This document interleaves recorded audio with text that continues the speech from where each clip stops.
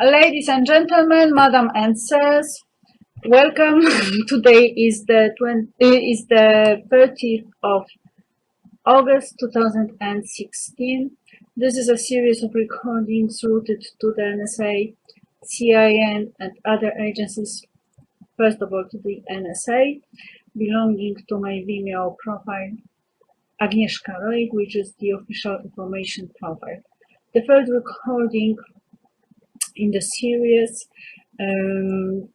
devoted to a general outline of my real psychological profile, who I really am, as different from the profile that has been created for purposes of exercising enmity, persecution,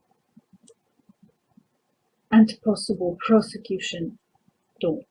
So let us have a bit more of the truth.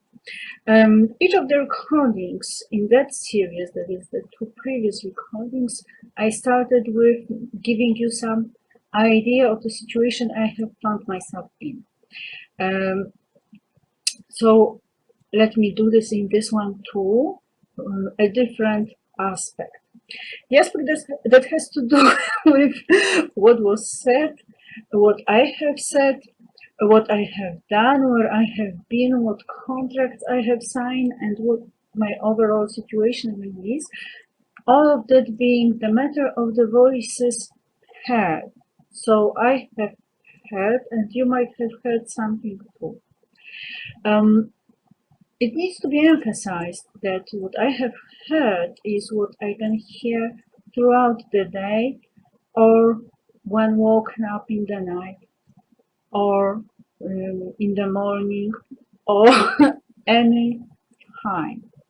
So I have been deprived of my privacy, not only in the sense of people that have nothing to do with my life, people I would never accept in my life, entering my space, even though I would not let even my family enter it without my agreement on a specific visit, unless this is an emergency case. It is the situation where people I positively hate were my enemies, and people of all sorts, people that have nothing to do with my class or caste, people who should have never ever been given permission to come near me. All those people have been given access to me, which is outrageous, and this is the ground for the legal process, of course. So this is one aspect of the whole thing. The fact that the people have access to me, the fact that I have to listen to them whether I like it or not. And another aspect is what they actually say. So let's talk about gossip a bit.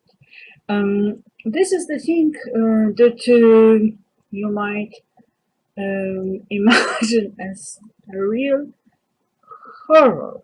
So, something is being done to you. For example, you are being raped, and you said okay.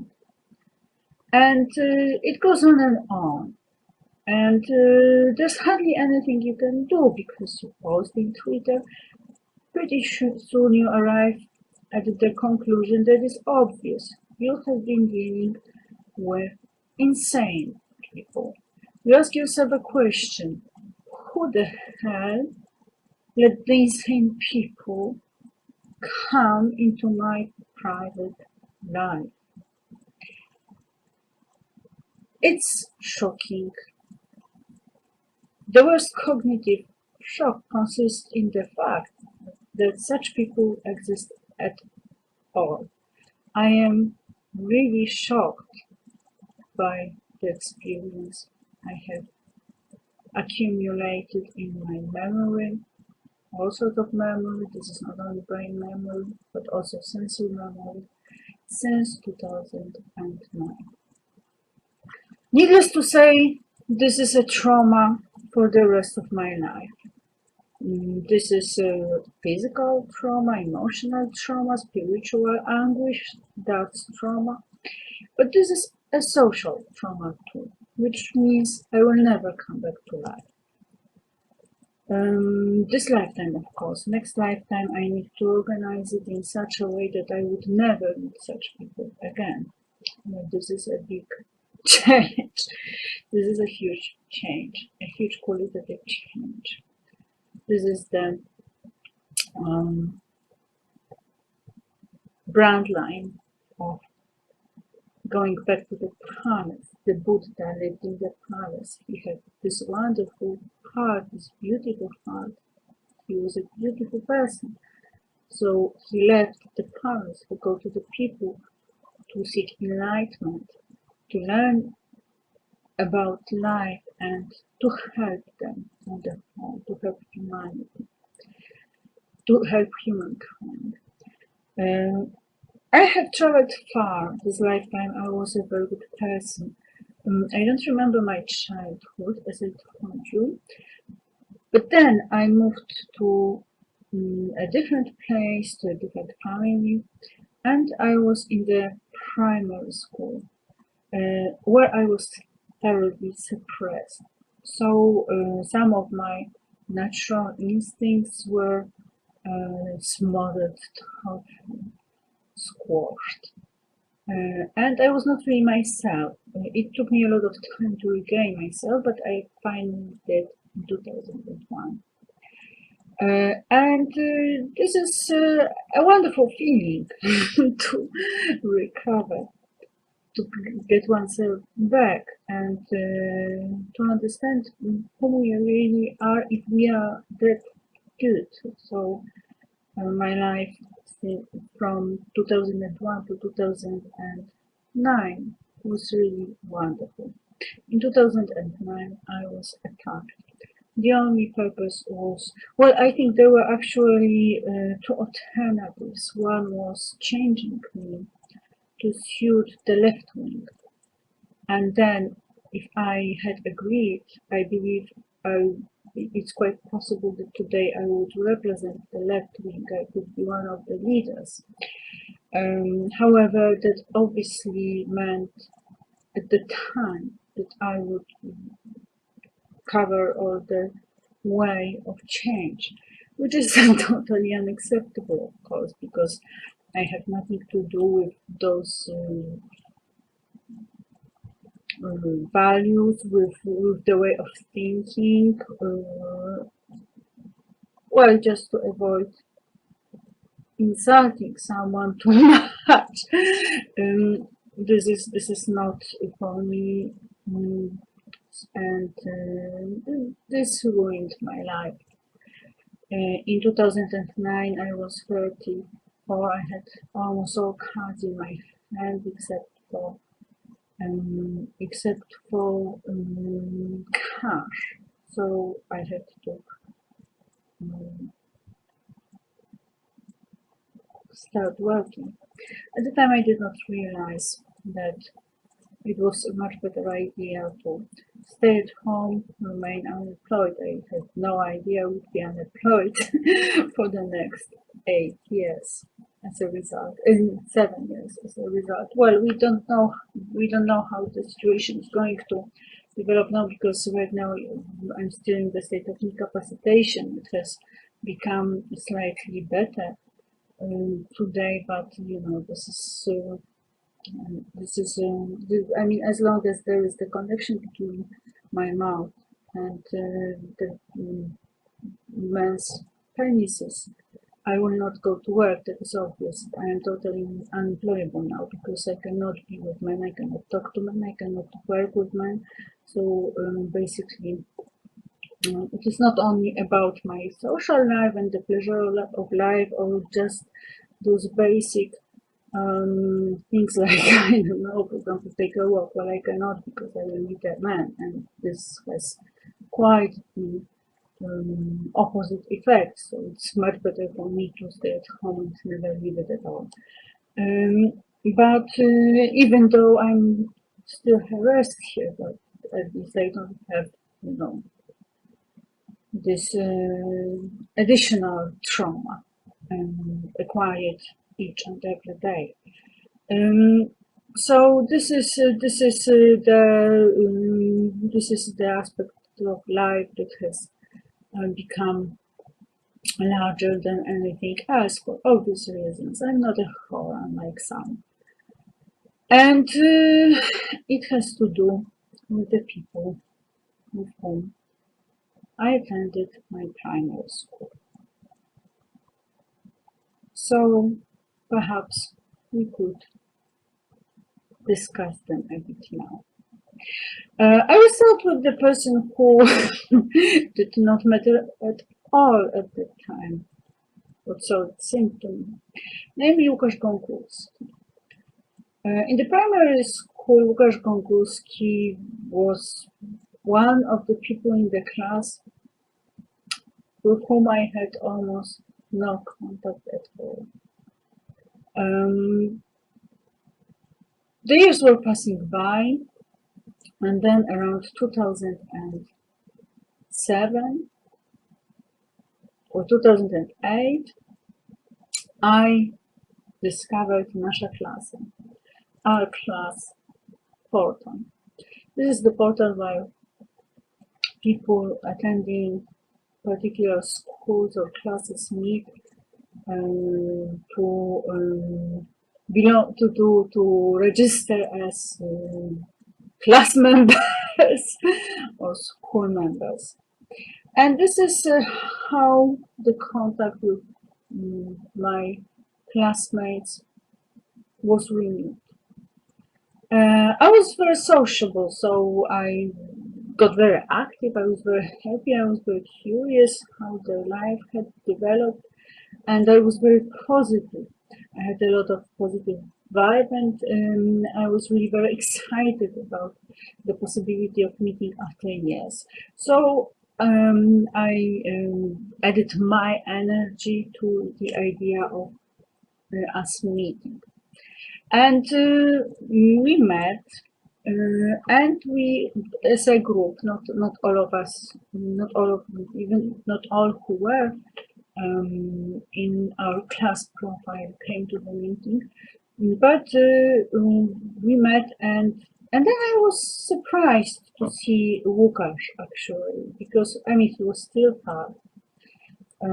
But he became a photographer, and it seemed to be a real success story. I was really impressed, and this was so positive. And then I started thinking that perhaps I was unfair, and perhaps I had been unfair all those years, and because as a teacher I have this idea of attention that you not give to your pupils.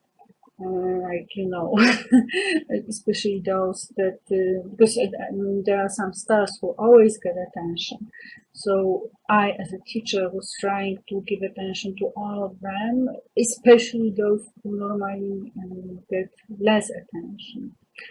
And Łukasz Gąkulski was exactly that for me. So he was, this boy whom I did not notice, and thus a trauma,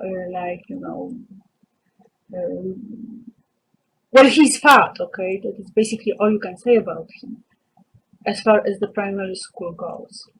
Well, maybe some thought he was nice, and perhaps some knew him better, so they knew something more. But from my perspective, it is a person without personality. So that was maybe the point, and the punks of conscience connected with, because when you get the Scientology education and awareness, you realize that this is bad. This is making, like, this person is not important at all. And this is not something that you express in words, but something that happens in every day of your life. And you go, you have 8 years of education where you actually get that. Of course, he had his circle, and then when I got to know him better, I mean, when we talked, He told me that he had been interested in photography for a long time. And you know, then when we met after years, I was discovering that personality that I had failed to discover earlier. So, so this is you know how I was happy to see, and you know, compliments for me are totally natural. This is appreciation. In Scientology, you simply show your appreciation. This is utterly natural to express your fascination, your liking. I mean, this is what sane people do. This is insanity to have problems with someone expressing their appreciation, or even if someone talks positively about, I mean, talks about oneself and says a lot of good things about oneself. This is also normal, because you know, this is normal communication. This is taking all this craziness, all this social veneer, all those things that have to do with with playing politics or doing other things out. But I believe that what happened was this total gap between the past in our relationship and the present time that is the past now. So basically, I think that those compliments were taken as, I don't know, some kind of courtship or seduction or whatever. Well, it was not seduction because it did not have those sexual undertones, but perhaps courtship. And what's worse, and when we met then with other people from our class, I actually said that, well, perhaps we could go together to Tibet. I didn't have a thought that Łukasz could understand it as sex. Because, I mean, you know, even to be honest, even if we were to go there, even if we started organizing it, and even if we were on the point of departure, I would never think that he might get an idea that I would actually want to have sex with him, not to mention delivering blowjob or whatever. Because, you know, we are friends and we travel together, but it has nothing to do with our sexual life. And I must say that this is totally outrageous for me.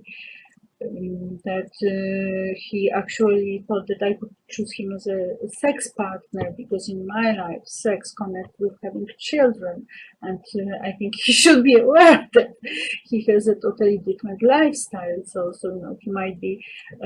I mean, right now I have a different opinion, of course, but at the time I had a good opinion of him. So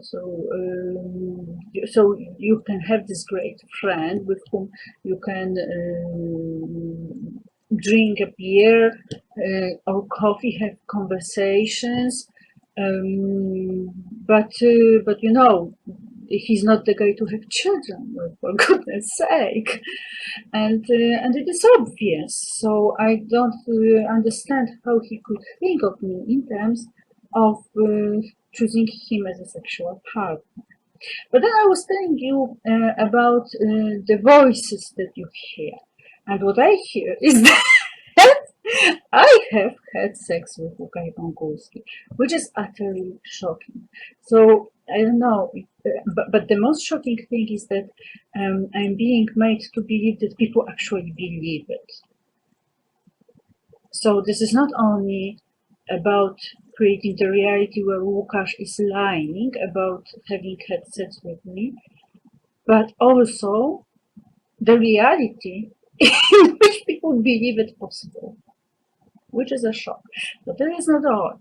I'm being made to believe that I'm actually one of his whores. So Łukasz has a brother, because you know he's a photographer, so he has all those whores that are models, and he uses them as he wishes, because you know he's the Mr. Star photographer. And I'm one of his whores. Amazing. That probably goes together with the Polish government program and the Illuminati idea of making me a prostitute, a whore. This is a political thing. This is unclear. It needs to be emphasized that Łukasz Gongulski is connected with Satanists. I'm not sure if he is a Satanist or if he's only, a satellite or something like that. But there's certainly a connection.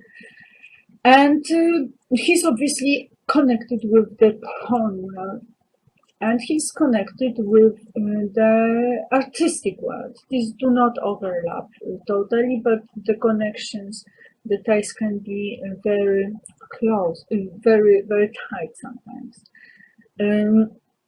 So oh, but this is not all. I am also being made to believe that Łukasz Gongulski has testified either in the court of law or officially, either at the police station or in the building of the court of law, wherever, but has given the testimony of me not only having had sex with him, but actually we have some problem with Akripolitania and my pictures. What belongs to whom and who is the owner and who should earn money. Apparently, Łukasz has been employing me or has employed me at one point in time, and then I hear that he was not too happy with it, so he gave it up as a bad job.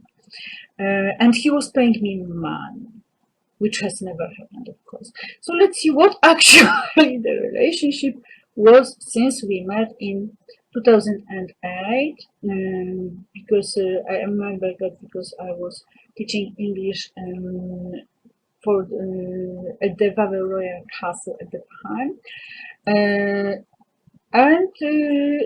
Or it might have been December 2007, but that between December 2007 and March 2000, February actually 2008.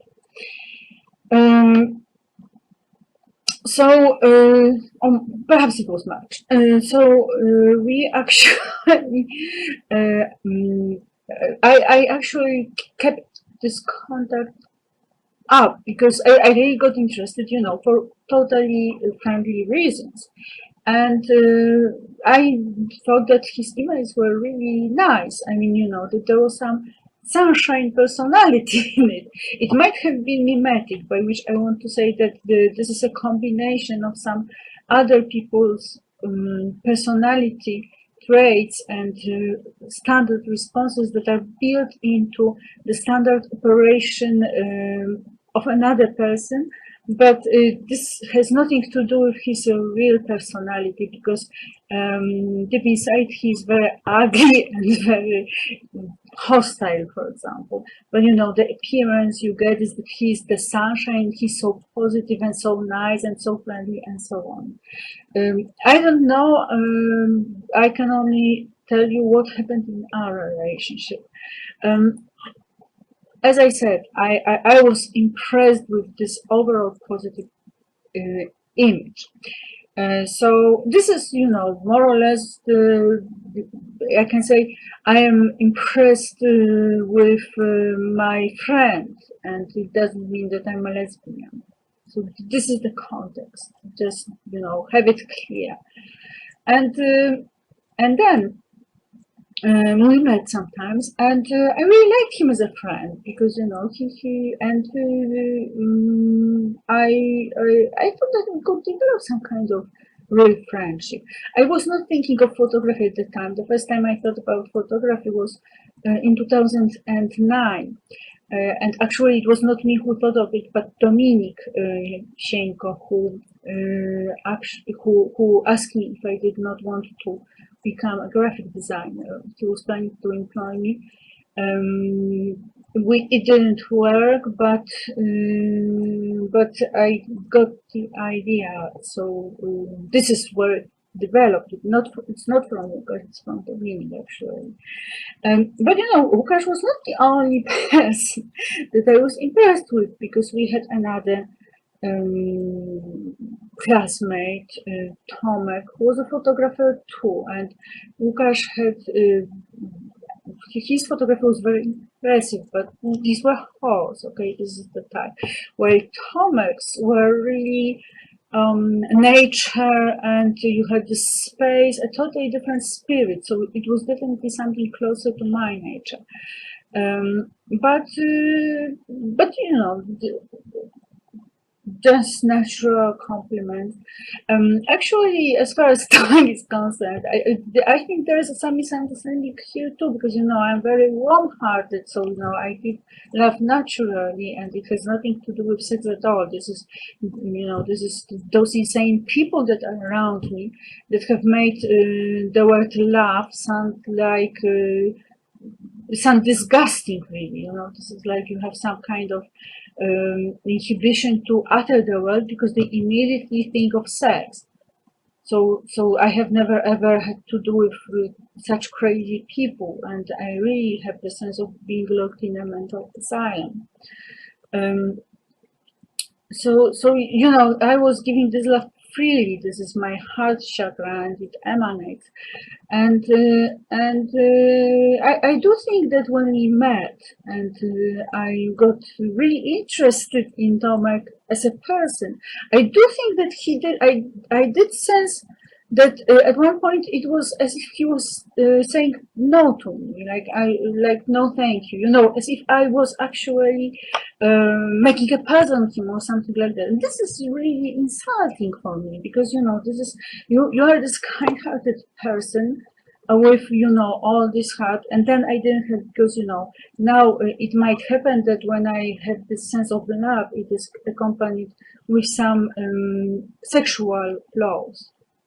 This is the result of the rape in 2013, around 2013, perhaps it was 2012. I was, you know, they raped me, so I could do nothing about it, and they created this connection, which I'm going to claim damages for in the court of law too, because before I could emanate my love to my pupils freely, and my space was totally clean. Right now, there's a danger that because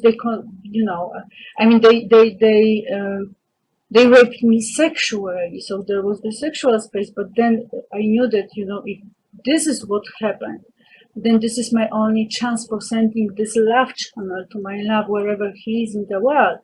And I didn't know where he's in the world. I didn't know who he is. So it traveled where it traveled. But actually, and I understand it or not. One day I might, whatever it seems today. But the fact of the matter is that they did a terrible damage to me, because before I was relaxed, I was free, I could be with I could give love freely to whoever, because it never had this sexual component.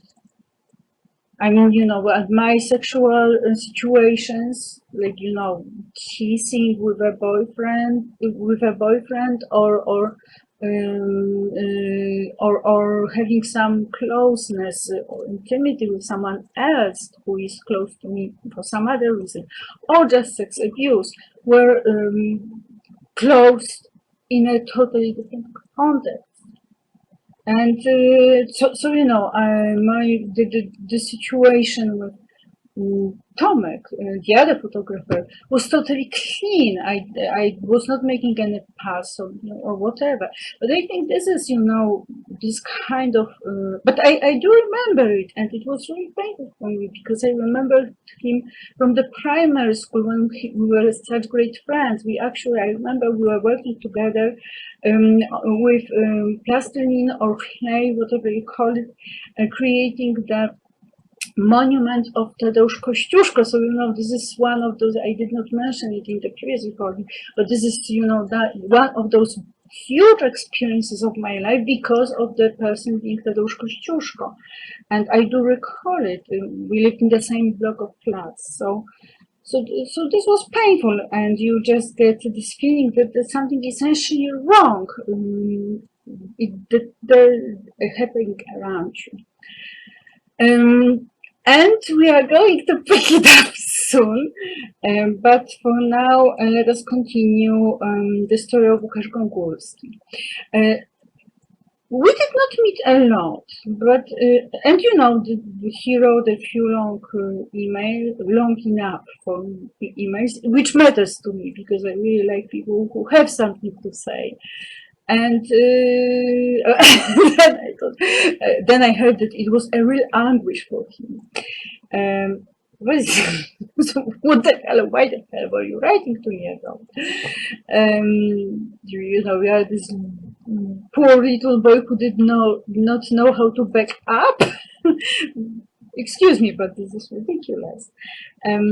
So we did not meet too many times, but he was the person I asked for help when I was going to Lingo, Renata Ballada and Jerzy Barcik Lingo, to give, to finish my cooperation with them. I was fired by them on the day when I went into conflict with Arthur Arnold. So this was, I don't know, one phone call with Arthur Arnold, a few emails exchanged, and then the mail from Jerzy Barcik, and the end. There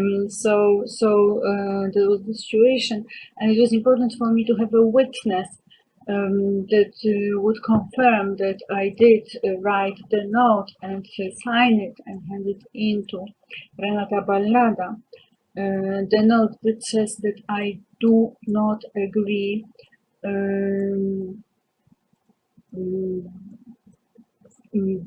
that I give no consent to Lingo using the materials I prepared for my pupils, which was a very good professional script, 30 pages,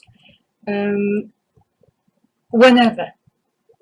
So they are forbidden to use it. So if they do, they need to pay compensation to me. And Łukasz was to be my witness. I believe this is one of the reasons why he was made an unreliable witness. Fortunately, I'm a reliable one, so I'm going to break through with the truth anyway. I don't know how yet, but I will work it out. God is with me. So we will travel and see where we arrive. And that's more or less it on my relationship with Łukasz Gongulski. He did tell me at one point that he had a new girlfriend, and that was Ela Storek. And he seemed very happy with her. As I told you, I was not interested in him as a possible boyfriend, so I was happy that he was having a girlfriend, especially that he seemed much happier. He did tell me that he had some problems with money. But I had problems with money, and I actually asked him to borrow me some money. So I borrowed to lend me some money. So I borrowed 500 zlotys from him. But the agreement was clear. I told him that I did not have the money. I had a very difficult situation, and I have no idea when I would be able to give it back. So these were the conditions on which I borrowed the money. And making whatever claims is out of place, because this is exactly the agreement we had. He did not have to borrow to lend me the money. And I also knew that he had financial problems after his mom died. And that was the situation when he was telling me about it. And he said that he did not know if he would not have to sell his house. And then I thought, oh my God, so this is terrible. So I said that, well, if he wanted, he could move in and live here for a while. I have 2 rooms with there's a bed. So, these are 2, what do you call it, sleeping rooms. It's like, so this is, you have totally separate lives. And I mean, I never thought that he could understand it as a sex which is really shocking. The same concerns, by the way, my offering lodgings to Marcin Wojciechowski, the Radio Tok FM presenter, or whatever you call it, the host of a program. At one point he said he was talking about coming to Krakow, and he was, of course, he probably meant a different person, and he was talking about, and he said that he did not have a place to live, or did not have a place. I don't remember how he put it, but anyway, he was talking about lodgings. So I invited him and said that he could stay at my place. I never had an idea that he would connect it with us having sex. The idea I had was because I really liked him. It turned out that he did not like me, so but it happens. So, but the idea I had was that we would sit and well, that would be a problem because I smoke and he doesn't smoke. So I'm this stinky smoker, and we would just talk, and perhaps we would talk the whole night through, and so that was the idea I had. Actually, I was in love with him because I was really impressed with him. But this is the personality he created in the radio, which probably has nothing to do with him as a real person. And there's also this aspect of how the relationship develops, even if he were interested. So excuse me, but this is an insult, and that's all. And as for Marek Teichmann, I invited him for a walk. I did not plan to suck his face, by the way. And it also needs to be emphasized that because I was in love with Marek Teichmann too, of course. I have a big heart, So actually, I did at the time. I did not know that there was a connection between. I think they established the connection when I called it the radio for the first time, but I was not aware of it. And even if I got some, because I did get some, I don't know, some moments of a sense that perhaps there was a connection, but it was a sort of unbelievable. So I never really connected it. I mean, I'm at home, they are in the radio. I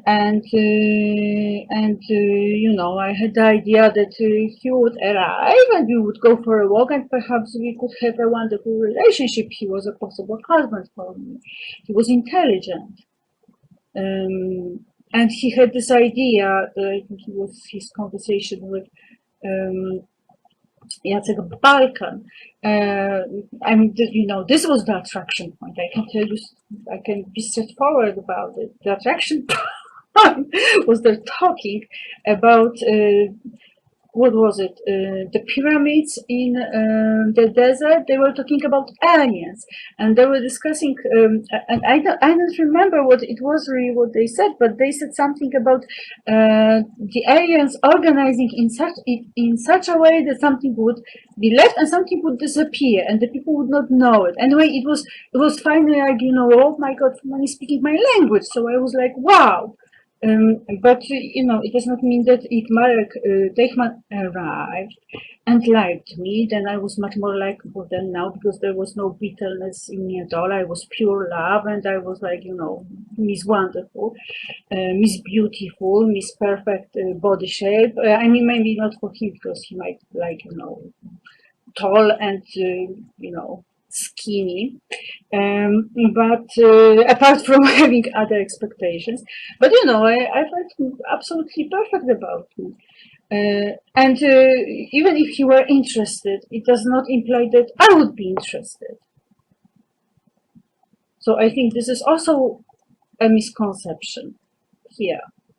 But I was really attracted. So and this was not the case with Łukasz, because it's not, this is.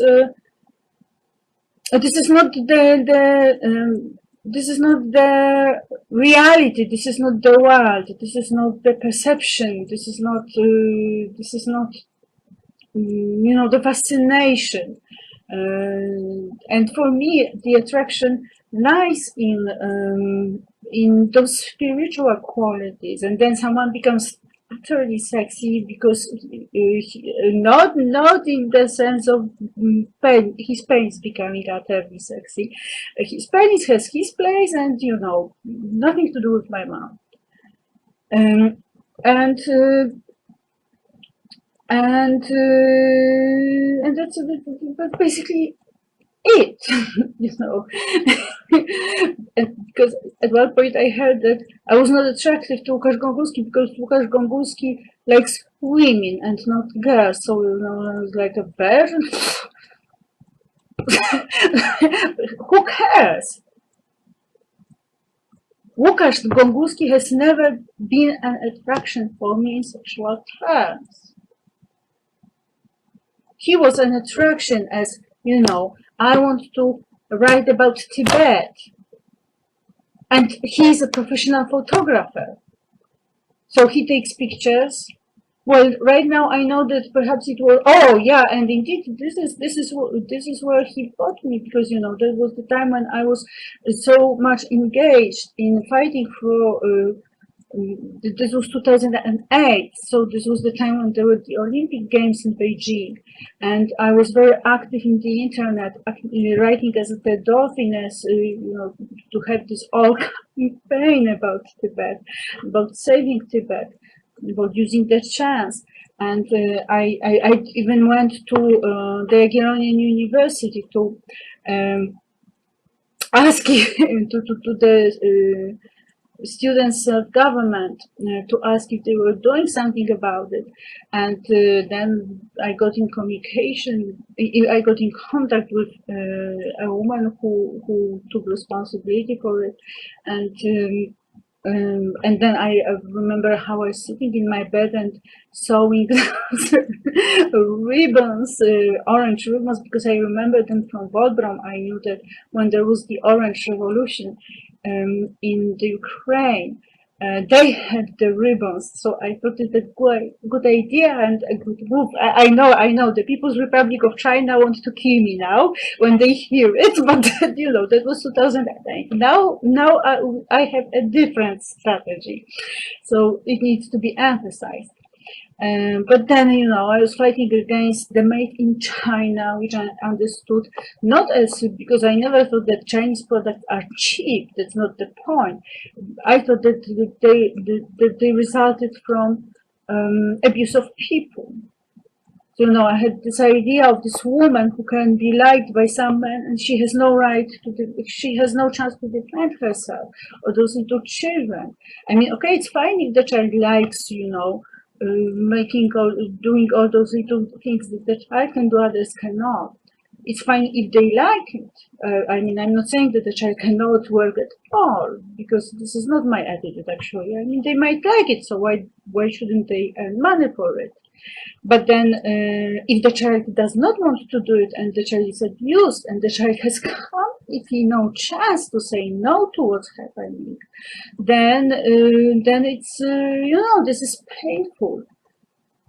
So this is what I meant by made in China as a brand. Of course, I always you know, believe that you know, one of the big figures in the history, as I perceive it, is Ashoka. You know, this was a brutal man, and then he became, you know, he is the originator of the human rights, not the Western civilization, the India. And not only the human rights, but also he originated the the rights for animals movement. So you know, this is we live, and the situations change, and this is different when we are talking about a personal relationship, like my relationship with Alexandra Kicza, for example. But it is different when we are talking about diplomacy. So we live on, but then that was the situation. And Łukasz actually came to this demonstration, to this manifestation of support for the Free Tibet and for and against the Made in China, and he took pictures. So I was like, he was really not my man in the sense of the man belonging to me and we are going to have sex, but my man in the sense of the person. My God, that there was someone I could rely on, and he was a great photographer. So this is like, wow, this is really powerful. This is good. And then it all went into complete but before that, I learned about his girlfriend, and we exchanged some emails. I did some translation for them. I did not feel very strong about translation at the time, I must say, but I think it was relatively good. I think she did a translation actually, and I corrected it. And I wrote, and I really wanted her to, because she was his girlfriend, so I wanted her to improve her English. So I made comments for her, and I don't even know if she read it at all. Anyway, she let me know in one of the emails that she was perverted, and she wrote, "I hope you don't mind it." I said, "Well, I didn't mind it. I forgot to mention that I don't mind it as long as you don't make your perversion part of my life." But I had no idea that she would ever do it. We are talking about Ela Stożek, of course. And we met once. She wanted to, yes, we met once. She came to my flat. I wanted her to print a photo of one Pakistani man for me, and just to have it as an inspiration. Like I have my eagle, or I can show you. I also have the queen. I even have Benedict. So my plan was not to masturbate thinking of him, just as my plan was not to masturbate thinking of the Benedict. Anyway, she was to bring me that photo, and she borrowed my book, The Secret, which I got from my aunt. And this is quite bad, because I do feel I lost the book, because right now, from what I know, I would not take the book back, because I would have all those thoughts of her masturbating and then taking the books into hands. It's like so disgusting, really, to have this direct contact with her, with all her aberrations. I think it would be, I even admitted her to the group of my Facebook friends, which is, I had Muslims there. I had my former pupils. So this was a sacrifice on my part, because she belonged to the porn world. She had, she posted her videos nude, and the model. So she was a disgrace for me. She was ruining my reputation. Also, it was enough that she was there. But I made this sacrifice because Łukasz lent me money, and he seemed to be kind to me. He seemed to be a friend when I did not have too many friends, because my situation was already going in the direction of the complete devastation of my life, which I did not know at the time. I also did not know that he was a false friend in part. But he got a special treatment in the sense of it was his girlfriend, so, and he was my friend, so I was helping. No, he did not get any oral sex. I emphasize it once again, because you keep on pushing it onto me. No, she was sucking him, not me. Ela Stożek. And perhaps some other people too. And this was the only meeting between me and Ela Stożek. But the thing that happened is that actually Łukasz called London, and he said that he had a friend, his best friend, who wanted to learn English, and asked me if I could give him private tuition. And I agreed, because I had an agreement with another person. Actually, I made a huge mistake and I was receiving warnings, but I don't know, I was just blind. And we are talking about David Kozach. Kozach or something like that. It is quite possible that David Kozach, living in Azory in Krakow, is a friend of Alexandra Kichas. So it might have been a scheme from the very start. What it seems to me is that the only reason why David came to learn English was to seduce me and to compromise me and to record it. So that I could be compromised even further. I'm not sure if he was not broadcasting lessons live. I'm not sure if he did not leave bugs in my room. So overall, it is a very negative person. There was one situation when he took the Xerox copies, and he, like you have Holy Bible, like you have the table here, and he had an armchair here, and I was sitting here on my couch and on my bed, and there was another armchair here. So he stood up and took the Xerox copies, put it on the floor here near the armchair, and this was like, I don't know, this was sort of strange, but then I mean, okay, so was I to stand by, like how was I to look at this sheets?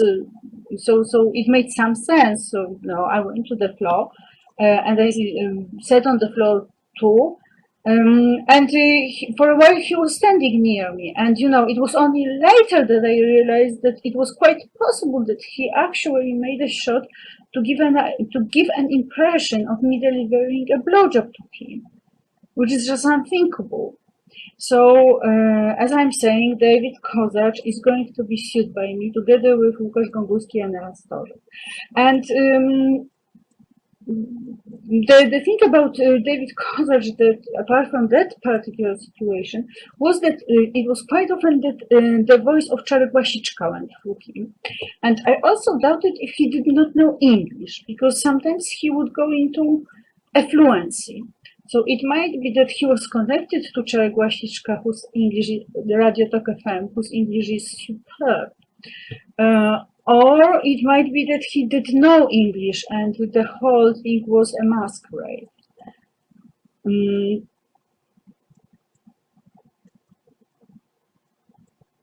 I think that would be it for now.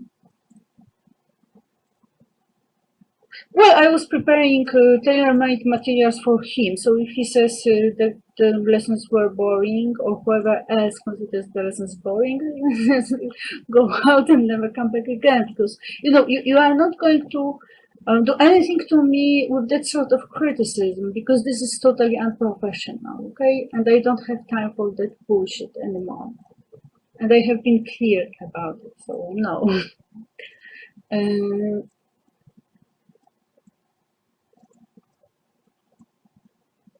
And that's basically the end of our relationship.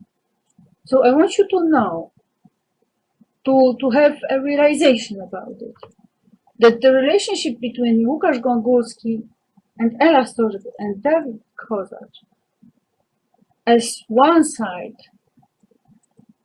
of the conflict into which we have gone, and me, ended in 2011.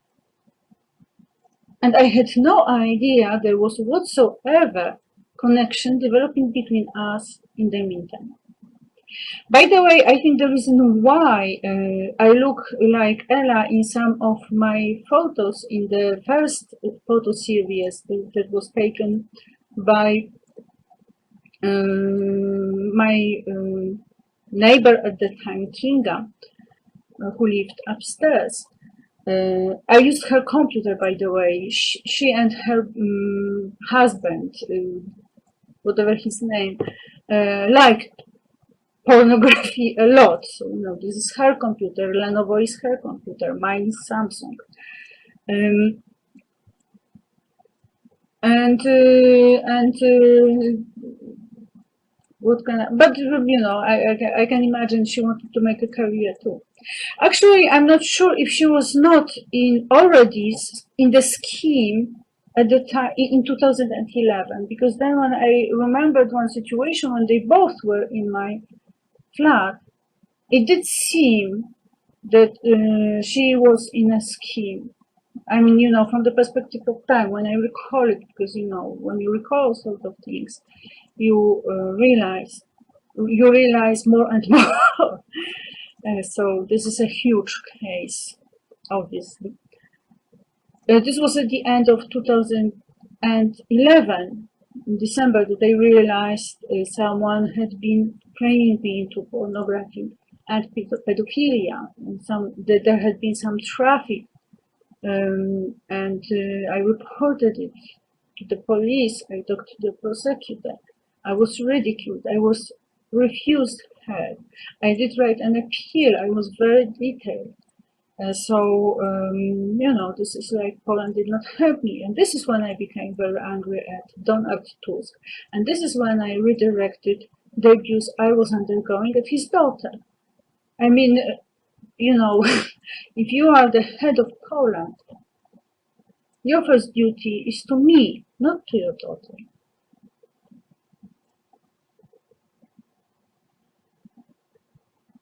That's the office.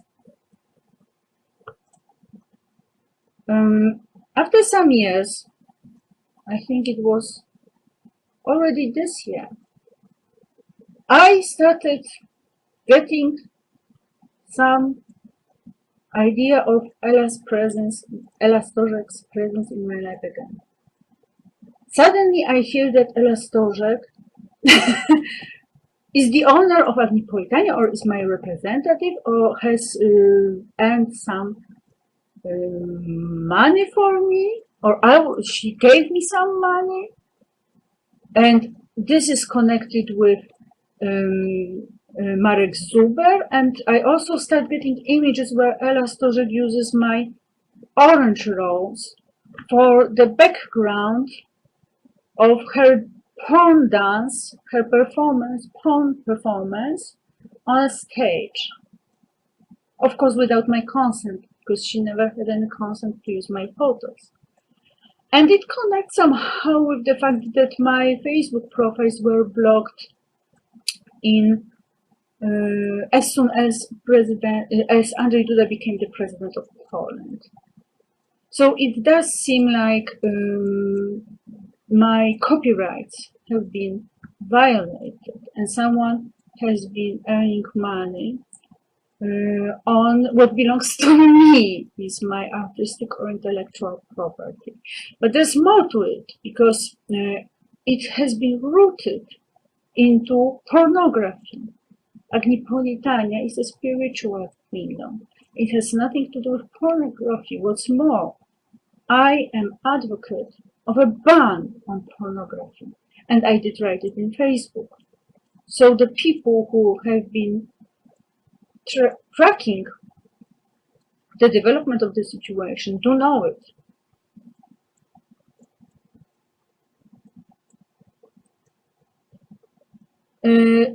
As I'm saying, then it turns out that I'm actually merged with Ella Stożek. And when the situation with the incapacitation started in March, when they created this sexual space around me, this blowjob space around me, when they hit me with Mariusz Rakoczy's penis, then they hit me with Rihanna's heart onto my heart, they hit me with Barack Obama's penis into my mouth. And then they started putting all sorts of penises into my mouth. Like, you know, I had this vibration, or a mixture appeared. Or when they were, when Orwoś streamed excrements through my respiratory system, or my digestive system. Then, at one point, I remember it exactly as I was taking a bath, there appeared a diamond in my throat, and it was directly connected with Elastorek. It was devastatingly painful. I still have it. I mean, since then I have had pain in my throat each and every day. And then when I saw Elastorek, I did scream out, what kind of horse she was. She is nothing but a horse. She's the worst person. That is not my friend, because the worst of all is Alexandra Kicza. Ola Misztal ranks very high too, but Elżbieta Stożek is nothing but a piece of shit. The same concerns Łukasz Gągowski. And probably I will wind up with that. I need to be finishing now, but let me just say that it's quite probable that the whole situation developed out of the Tomek Pawlak. Tomek Pawlak was in love with me throughout the primary school. He had no chance, and then he got a chance. He got a chance once, he lost it. I never gave him oral job, and he knew it. He knew it because when we met again, we were sitting in the planted, which is an area, a green area around the old city. And he asked me, we did not, or did we? And I said, no, we did not. So he knew that we did not. And then he got a second chance, and he also lost it. I gave him love, pure love, the quality that not many are capable of. He has lost it. That's all for now.